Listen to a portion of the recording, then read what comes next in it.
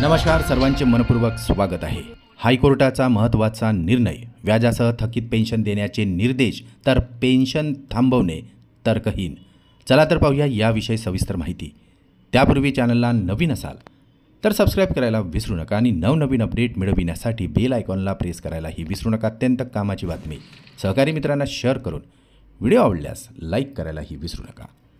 उच्च न्यायालयाचा नुकताच एक महत्त्वाचा निर्णय समोर आला आहे आणि या निर्णयामुळे आता सर्व पेन्शनधारकांना मोठा आर्थिक दिलासा मिळणार आहे। निर्णयानुसार आता कोणत्याही पेन्शनधारकांची पेन्शन कोणत्याही परिस्थितीत थांबवता येणार नसल्याचे न्यायालयाने आपल्या आदेशात म्हटलेले आहे। कर्मचाऱ्याने जिवंत असल्याचे प्रमाणपत्र सादर न केल्यास पेन्शन थांबवता येणार नाही, तर असे केल्यास थकलेल्या पेन्शनसह 6% व्याजासह पेन्शन कर्मचाऱ्याला देण्याचे आदेश उच्च न्यायालयाने वरिष्ठ लेखापाल अधिकाऱ्यांना दिलेले आहे। पेन्शनधारकांना थकीत पेन्शन 2 महिन्यात द्यावी लागेल आणि त्यावर 6% व्याजही देण्याचे आदेशात म्हटलेले आहे।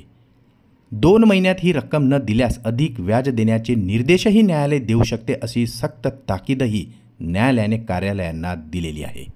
हयात प्रमाणपत्र सादर न केल्याने पेन्शन रोखणे उचित नसून पेन्शन रोखणे तर्कहीन असल्याचे न्यायालयाने आदेशात म्हटलेले आहे।